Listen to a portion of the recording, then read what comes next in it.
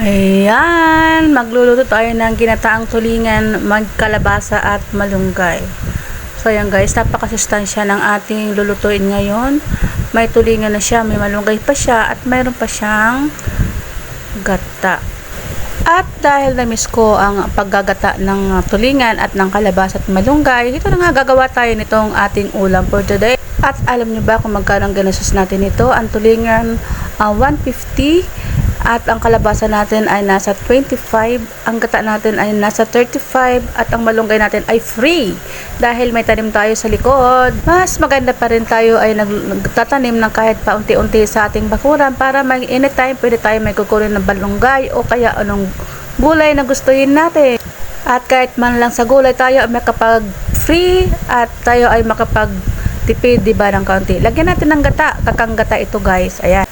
At dahil nga ako'y nagugutom na, medyo nanginginig na, kaya gusto ko na siyang kainin, kaya minamadali ko na yung aking pagluluto. Kaya naman pagkatapos ko magluto ay talagang kumuha na ako ng mainit-init na kanin at talaga namang nilantakan ko na ang gulay. Kaya naman minamadali ko ng lutuin ito.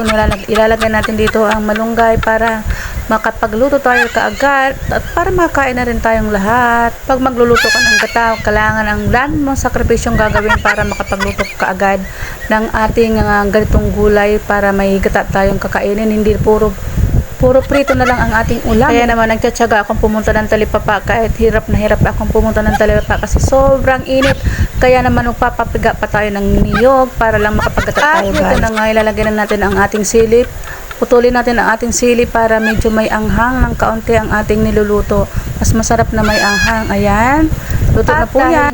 Kompleto na ang recadis niyan.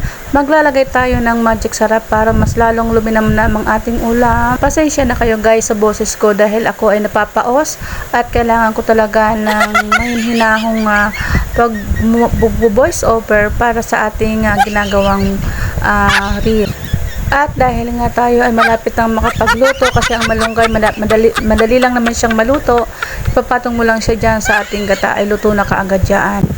At dahil nga kalalagay lang natin ng kakanggata, medyo luto-lutoy natin ng konti yung ating kakanggata para sa mas masarap lalo na ating uulamin. Ayan. At dahil nagtataka kayo kung bakit ang tagal-tagal ilagay ng malunggay, dahil po galing po siya ng Saudi Arabia. At dahil nga hindi naman natin pwedeng i-fast forward ang ating video, kaya kailangan maghintay natin. Ayan na, ilagay ko na yung malunggay at ilulubog natin ang malunggay yan. Luto na yan, madali lang yan, mabilis lang yan.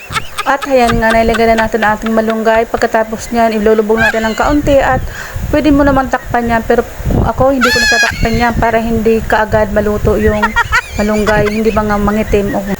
Pag mga ganitong ulam ay hindi natin kailangan takpan dahil mabilis lang naman maluto ang ating malunggay.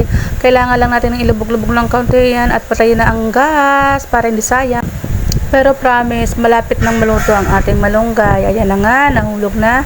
At saka madali lang itong maluto guys. Huwag na natin takpan. Konting kembot na lang yan, luto na yan. Mas maganda guys na ganyang kaluto lang ang ating malunggay at hindi siya mapait guys. Ayan na, luto na yan guys.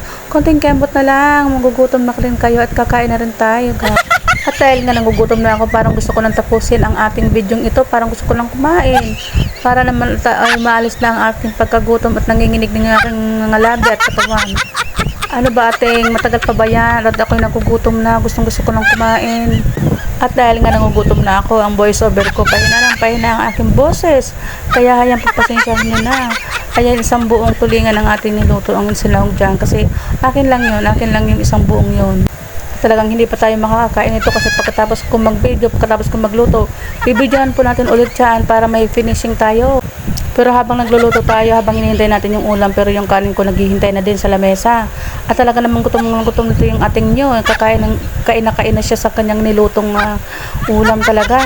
At kailangan pa nga natin mag-video dito para sa reels. Kasi ito po ay long video ito para ito sa ating bonuses guys. Kaya kailangan natin mag-video pa ng maliit para lang sa ating reels. Kaya hindi natin bubuuhin ang ating reels at dito rin tayo kukuha ng pang-reels natin. That's all guys. Kaya na nga, hindi pa nga tapos yung ating video, nagpaalam na kaagad si ate. Talaga namang gutom na. Ayan, ito ay para sa reels na lang natin, para may pang reels tayo at doble-doble ang ating pang-upload.